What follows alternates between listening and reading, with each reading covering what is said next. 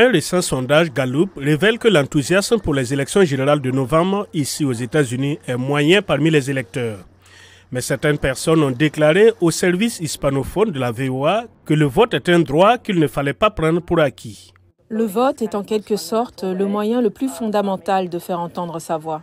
Nous devons voter pour les choses dont nous savons qu'elles aideront notre pays. Les Américains peuvent voter en personne le jour de l'élection ou de manière anticipée dans les bureaux de vote spécialisés. Ils peuvent également envoyer leur bulletin de vote par l'intermédiaire du service postal américain. Tous les États du pays autorisent une forme ou une autre de vote par correspondance. Ce qui les différencie, c'est l'exigence d'une excuse, par exemple l'absence de l'électeur de son domicile ou de son lieu de vote le jour de l'élection. Dans les États qui proposent des programmes de vote par correspondance ou par anticipation, les électeurs inscrits reçoivent leur bulletin de vote automatiquement avant le jour du scrutin. Les mesures de distanciation sociale prises au début de la pandémie de Covid-19 ont renforcé le vote par correspondance.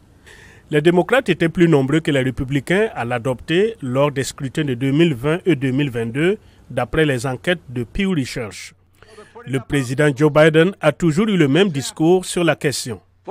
Le vote par correspondance est un moyen sûr et pratique d'inciter davantage de personnes à voter.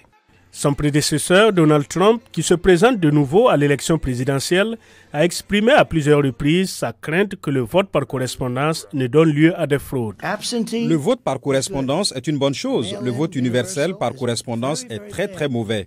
Il n'y a aucune chance qu'il obtienne des résultats exacts.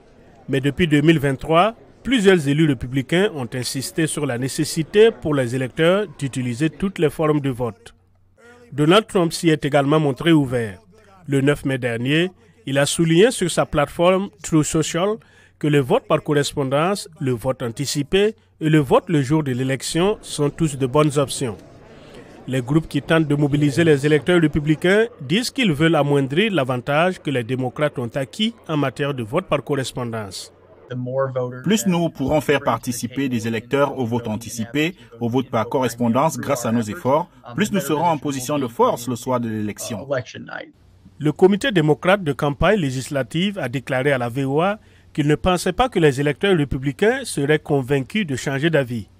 Le comité a également mis en garde contre la législation envisagée par les républicains des États pour bloquer les bulletins de vote envoyés par la poste avec des erreurs mineures et interdire les dépôts de bulletins de vote.